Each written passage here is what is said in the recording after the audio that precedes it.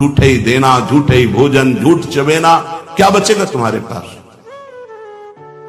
दूसरा मौन, मौन से बढ़कर कोई तपस्या नहीं। वाणी के वेग को रोकिए, मौन रहना सीखिए।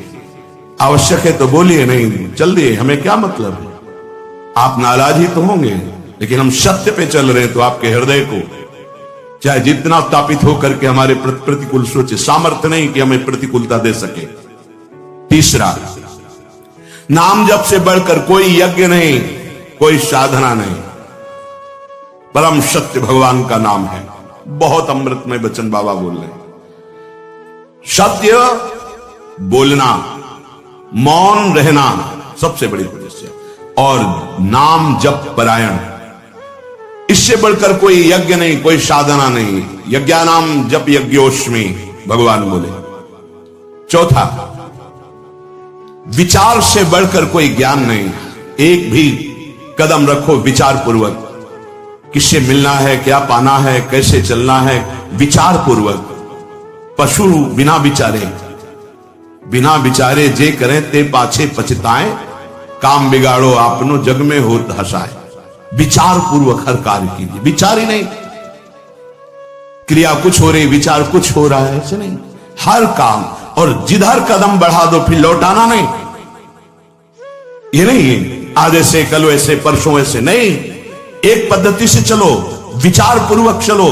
कदम रख दिया तो बिल्कुल परिपक्व कदम रखा, 4 दिन बाद उसको फिर पीछे हटा के फिर ऐसा नहीं। बार बार नहीं बदलना, बार बार हमें कोई साधन नहीं बदलना, बार बार स्थान परिवर्तन नहीं करना, बार बार साध्य को नहीं बदलना, बार बार गुरु को नहीं बदलना। बहुत जल्दी सिद्धावस्था आ जाए, जो हमारा आसन है उस आसन पे वही परिपक्व अवस्था आ जाए, भजन के परमाणु आ जाएंगे। बहुत सावधानी, विचार पूर्वक आपका खान पान, व्यवहार, चलना उठना, बैठना, बोलना सब विचार पूर्वक, विचार रहित नहीं होना चाहिए। पांचवा, भोग और जन समुदाय। जैसे सर्प के संग से आप डर रहे हैं, ऐसे डरना चाहिए उपासक को। संग को भुजंग के समान समझे। किसी से भी बात करो, अगर उसका कल्याण करने की भावना नहीं तो बेमतलब तर्क विवाद, तब लगता है अपने आनंद को छोड़कर क्यों बात करें। प्रभु ने सेवा दी है, इसलिए यह बात करने का समय नहीं रह गया। कोई बिरला पिपासु आता, नहीं तो सब ज्ञानी, सब चतुर, सब भगवत प्राप्त ऐसे ही प्राय मिलते हैं। साधक तो बहुत भाग्य से मिलते हैं। कोई बिरला साधक आता है तब हृदय प्रसन्न होता है कि सच्चे मार्ग से चलना चाहता है। नहीं, अहम की ऐसी बरसात हो रही है, कुछ नहीं। जब उनको, तो वो कुछ नहीं है, न ज्ञान है, न भक्ति है, न अष्टांग योग है, कुछ नहीं। अहम। बच्चों, प्रार्थना है, अपने लोगों को सेवा मिली तो ठाकुर जी जाने। संग से भुजंग के समान डरो। किसी से बात करने से डरो, किसी से मिलने से डरो, किसी से मित्रता से डरो। एकांत सेवन अमृत, समाज सेवन मृत्यु। जब तक भगवत साक्षात्कार ना हो जाए, उपासक को इस बात से बहुत डरना चाहिए। नेत्र झुके हुए, वाणी मौन, अपने लक्ष्य पर दृष्टि, भगवत साक्षात्कार। आप चाहे जैसे नचवाओ, आपकी इच्छा की बात है।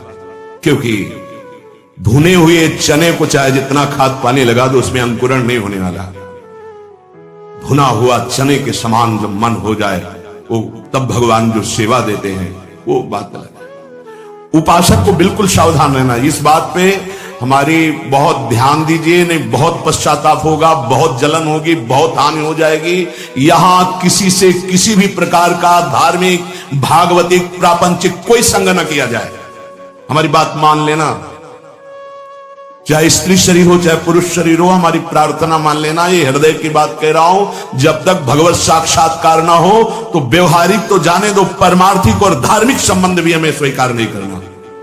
क्योंकि किसी भी तरह से हमारी वृत्ति चुरा न ली जाए। हमारी वृत्ति केवल हमारे आराध्य देव में रहे, बस। असंगोहम पुरुषा, मान लीजिए। इसी से परिपक्व अवस्था आती है। भोगों का त्याग और संग का त्याग, बाबा कह रहे हैं, पांचवी बात है। सत्य, मौन, जपरायण, विचार पूर्वक हर कर्तव्य कर्म, और भोगों का और जन समुदाय के संग का त्याग। जब तक भगवत साक्षात्कार ना हो जाए तब तक ऐसा नहीं। साधक को बहुत सावधान रहना है। बिल्कुल हमारी प्रार्थना मान लेना, कभी भी किसी भी तरह से जो स्त्री शरीर है पुरुष शरीर से मित्रता ना होने पावे। जो पुरुष शरीर है कभी स्त्री शरीर से मित्रता ना होने पावे। असत मार्ग की वृत्ति वाली किसी भी तरह से हमारी ये बात मान लेना।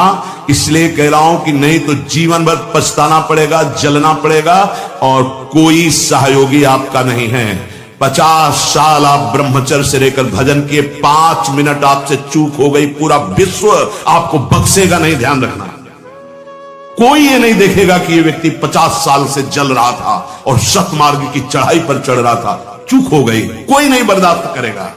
मेरी बात मान लेना, ये तुम्हारे जीवन के लिए वो कवच होगा जो तुम्हें कोई नहीं हरा सकता। कोई भी संबंध हो, भगवत संबंध के सिवा हमारा किसी से कोई संबंध नहीं। और भगवत संबंध में समाज की भी एकता और भाव होता है। साफ सिया राम में, साफ राधे श्याम में। बस अगर हमारा कोई पर्सनल किसी से संबंध है, हमारे शब्द को याद रख लेना, पश्चाताप और पराजय के सिवा कुछ नहीं मिलेगा। इसे कागज में लिख लो, हृदय में लिख लो, जीवन भर इसको तुम अमृत के समान सेवन करना। ये हृदय की बात कह रहा हूं। असंग रहना, मन न लगे तो पड़े रहना, पर किसी को दोस्त मत बना लेना, किसी से यहां अपनापन मत कर लेना। यदि ऐसा किया तो पछताना पड़ेगा, आपकी पराजय होगी और आपको जलना पड़ेगा। दोनों बातें आप समझ लेना। असंग रहना, थोड़ी देर मन पराजित करता है, हमको जलाता है, वो जलन तो ऐसे सह जाई जाती है। लेकिन जब मन की जलन मिटाने के लिए कोई क्रिया हो जाती है, कोई संबंध हो जाता है, तो जीवन भर जलना पड़ता है पश्चाताप की अग्नि में। और ये तो भूल जाना कि आपको कोई सपोर्ट देगा इस संसार में। प्रभु के सिवा कोई सपोर्ट देने वाला तुम्हारा नहीं। जो तुम्हें गुरु जी कहेंगे, जो तुम्हारी छवि को पूजेंगे, अगर कोई चूक हो गई वही तुम्हारी निंदा करेंगे, तुम्हारी छवि को नाली में फेंक देंगे। ध्यान रखना, यहां गुणों की पूजा होती है। अगर तुम्हारे गुणों में हीनता आ गई तो कोई पूजा करने वाला नहीं। ये मत सोचना कि मेरा पूजक उपासक है, ये कह रहा है मैं आपको प्राण समर्पित किया। प्राण ले लेगा तुम्हारे। शब्द याद कर लो, तुम्हारे प्राण ले लेगा प्राण समर्पण करने वाली बात कहने वाला। यदि धर्म से चूक गए, यदि अपने नियम से चूक गए, कभी प्रभावित मत होना किसी की मीठी बातों में, किसी की मीठी मुस्कुराहट में, किसी के मीठे अपनेपन में। ये हृदय से बोल रहा हूं, इसे स्वीकार कर लेना। अगर सतमार्ग में सूरवीर बनकर अंतिम समय तक निष्कलंक रहना है तो किसी से भी मित्रता नहीं करनी, किसी से भी। असंग श्यामा श्याम के सिवा ना काहू सो बोलिबो, ना कोई व्यवहार, अपनी कुंवरी किशोरी को जियत निहार निहार। ये बैठा लीजिए, जीवन को अनुभव करके ये बात कह रहा हूं। कभी नहीं, कहीं नहीं, किसी से भी नहीं। तब आप निश्चिंत, निर्भय, निशोक होकर के, आनंद मगन होकर अभ्यंतर साधना के मार्ग को पा जाएंगे। बहुत बहुत सावधानी की जरूरत है। उपासक को इन 4 अवसरों पर कभी वार्ता नहीं करनी चाहिए। पहला, जब आप दाह संस्कार के लिए किसी के साथ जा रहे हो, दाह संस्कार हो रहा हो, उस समय सिर्फ भगवत चर्चा, सिर्फ भगवत नाम कीर्तन, इसके अलावा कोई चर्चा नहीं होनी चाहिए। बाबा का, चाहे गृहस्थ हो चाहे विरक्त। शौच के समय, लघु शंका के समय मौन। स्नान प्रारंभ हो गया तब यमुनाष्टक या मंत्र आदि जो भी। शौच में मौन, लघु शंका में मौन। भगवत नाम कीर्तन कीजिए, भगवत चर्चा कीजिए, अन्यथा मत जाइए। अगर जहां हो किसके पास जाएंगे, भगवत चर्चा नाम कीर्तन करने का अधिकार वहां नहीं दिया जाएगा तो मत जाइए। प्रभु के मंदिर में सीढ़ी में प्रथम कदम रखते ही मौन आश्रय ले लीजिए। कोई भी वार्ता नहीं होनी चाहिए। अगर चूक हो गई, किसी की वहां निंदा हो गई तो वज्र का लीक पाप बन जाएगा। किसी का दोष मंदिर में मत देखिए। सीधे गए, प्रभु से आंख मिलाई, नीचे सर झुकाया, बाहर हो गए। 1 मिनट, 10 मिनट, 1 घंटा, जितना दर्शन कर पाओ, बस इतना। ये सत्संग है, सावधानी। प्रथम सीढ़ी के पैर छुए, मौन नेत्र नीचे, कोई राधेश्याम कैसे हो, कुछ उत्तर नहीं। सीधे मंदिर में गए, दृष्टि मिलाई, जितनी देर दृष्टि सह पाए रूप, उतनी देर रूप देखो, आंख नीचे करो, वापस मंदिर से आ जाओ। भगवान के मंदिर में किसी भी तरह की कोई भी वार्ता नहीं होनी चाहिए, मौन दर्शन बस। खास करके लोग वहीं मिलकर प्रपंच करेंगे, आओ पीछे खड़े कर लिया और बातें शुरू कर दी। ऐसे विघ्नकारी लोगों से बचिए, वो विघ्न है। अरे बड़े भाग्य से प्रभु के सामने हमें खड़े होने को मिला है। तुम्हें प्रपंच यही पूछना है, कौन हो, कैसे हो, क्या है, कुछ नहीं। उपासक सावधान, कभी भी दर्शन के लिए जाए तो सबसे पहले ऐसे लोगों से अपना पिंड छुड़ाए जो प्रणाम नमस्कार बातचीत बिल्कुल नहीं। सीधे गए, आंख मिलाई, आंख नीचे की, वापस हुए, बस। रास्ते में बोलना ही नहीं। इसीलिए कर एक भी व्यक्ति से अपनापन नहीं होना चाहिए। किसी भी संत के पास जाए, मौन का आश्रय ले ले, उसे बोले, उनकी चेष्टाएं देखे, उनके अनुभव सुने, उनकी बात सुने। आप संसार से आए हो, बड़े भाग्यशाली हो, संत समागम मिला। अगर कोई बात पूछनी है तो अपने परम कल्याण की बात पूछे, अपनी योग्यता दिखाने की ना कोशिश करे। थोड़ा संतों के चरणों में निराभिमान होकर बैठो तो तुम्हें पता चलेगा, अरे ऐसे ऐसे भगवत प्राप्त महात्मा हुए हैं, उनकी वाणियों का स्वाध्याय करो तो तुम्हारा अहंकार मिट्टी में मिल जाएगा। ये अहंकार, तुम 4 शब्द लिख दिए तुकबंदी लिख करके, तो अपने को तुम ज्ञानी समझने लगे। बहुत सावधान। इतने बड़े पर्चे आते हैं, किस बात के?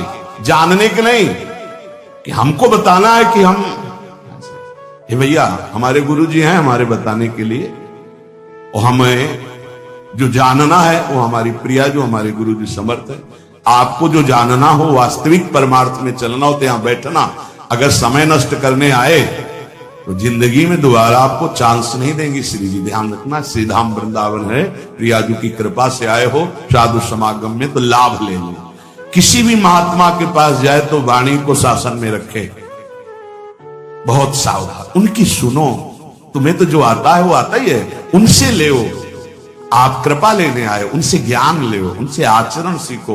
उनके वो ना बोले बैठे हैं तो बैठने मात्र से उनका प्रभाव हमारे हृदय को पावन करेगा। पूज्यपाद महाराज जी कह रहे हैं, आज हमारे परमार्थ में साधक की उन्नति क्यों नहीं हो रही? दिनों दिन अवनति होती जा रही है। क्या कारण है बाबा? ये पूज्य स्वामी श्री अखंडानंद जी महाराज प्रश्न करता है, उत्तर देने वाले पूज्य बाबा शिवड़िया बाबा जी महाराज कह रहे हैं, भैया किसी भी जीव का कल्याण होता है भय से। जिसको ईश्वर और गुरु का भय रहता है उसका निश्चित कल्याण हो जाता है। जिसको गुरुदेव से भय हो, समझो ईश्वर की अत्यंत कृपा उसके ऊपर है। गुरुदेव से भय पक्का। बोले साधकों का जो उन्नति होनी चाहिए, जो लाभ मिलना चाहिए, वो क्यों नहीं मिल रहा? स्वामी जी पूछ रहे, श्री स्वामी अखंडानंद सरस्वती जी। पूज्य बाबा कह रहे, भाई उन्नति और कल्याण भय से होता है। जब तक ईश्वर और गुरुदेव का भय नहीं होगा तब तक कल्याण नहीं हो सकता। भगवान की अत्यंत कृपा समझो, जिस उपासक पर अपने गुरुदेव का भय है, होना चाहिए, होना चाहिए, गुरुदेव से भय होना चाहिए। जिसको अपने गुरुदेव से भय लगता है उसके द्वारा अपराध बनने की संभावना बहुत कम होती है, क्योंकि डर लगता है कि गुरुदेव सब कुछ जानते हैं, सर्वज्ञ हैं, वो जान जाएंगे, हमारी गलती को जांच जाएंगे, फिर हम उनके सामने क्या उत्तर देंगे। हमारा मन भयभीत होकर सतमार्ग में चलता है। गुरुदेव अल्पज्ञ नहीं है, वो सर्वज्ञ है। जिसको ये पता है कि मेरे गुरुदेव साक्षात मेरी लाडली हैं, परब्रह्म है, उनसे क्या छुपा हुआ है, कैसे अपराध बन सकता है, कैसे मन डर जाता है, मन डर जाता है। क्यों ऐसा? क्योंकि आस्तिक तो नहीं है। उपासक को भाव से ही रसास्वादन मिलता है। भावोत्सवेन भजताम रस काम धेनुम तम राधिका चरण रेणु माम स्म। ये भाव नहीं उत्पन्न हुआ तो अभी जीवन सुन। साधना की अवस्था में आपको लाभ मिला है क्या? भाव। भाव साधु को, साधक को, भक्त को, उपासक को उपलब्धि हुई है तो क्या उपलब्धि हुई? भाव। जैसे ज्ञान मार्ग में भी भाव है, ब्रह्म भाव, भगवत भाव में है सखा भाव, दास्य भाव, वात्सल्य भाव, गोपी भाव, सहचरी भाव। भाव की प्राप्ति होना। श्रद्धाहीन, मिथ्याचारी, मनमानी आचरण करने वालों को भाव का परिचय ही नहीं, जानते ही नहीं कि भाव क्या है। सच्ची मानिए, जिस दिन आप भाव में डूबने लगेंगे आपको कहीं जाने आने की जरूरत नहीं। यहां के ठाकुर का दर्शन नहीं हुआ तो विश्व में कहीं भी दर्शन करे और शांति नहीं मिलने वाली।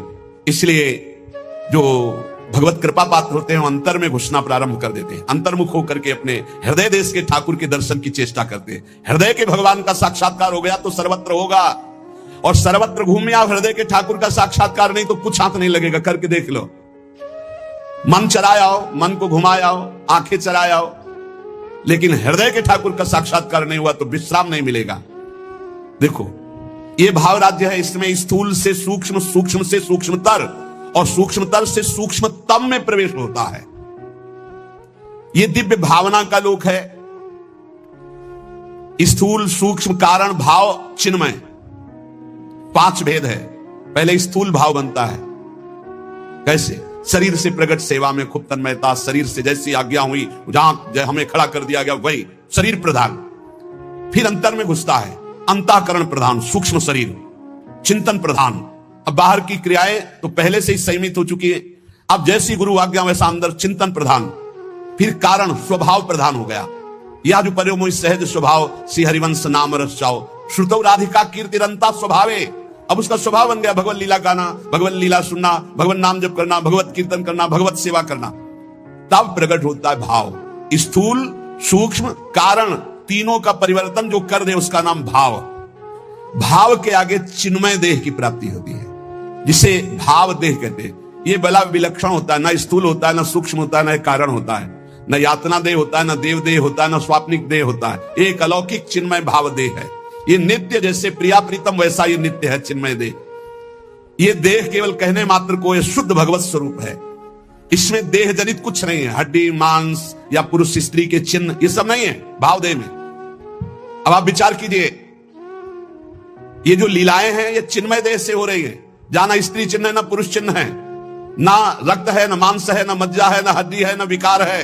निर्विकार चिदानंद चिन्मय देह। कैसे जानोगे कैसी रास हो रही है? यहां देह और देही का भेद नहीं, जैसे आत्मा अलग है देह अलग है। यहां माया का पर्दा नहीं है, यहां बहिरंग प्रकृति का प्रवेश नहीं है, यहां अंतरंगा योग माया का भी प्रवेश नहीं है। यहां माया की चादर डालकर भगवान नहीं खेलते हैं, यहां खुला खेल हो रहा है चिदानंद में। जैसे यहां तो माया की चद्दर पड़ी हुई, पहले देह फिर अंदर बैठा हुआ चिदानंद तत्व है, उसे कोई बिरला ज्ञानी जानता। समात्मा सुदुर्लभा वासुदेवास्वरमिति। इस चिन्मय भावदेह की जब प्राप्ति होती है तो केवल प्रिया प्रीतम के मिलन आनंद की व्यवस्था करना और उसी आनंद में पूर्णानंद में डूबना। जैसी हरिवंश लाल ललना मिली तो हियो सिरावत मोर, चिदानंद भावदेह से चरी।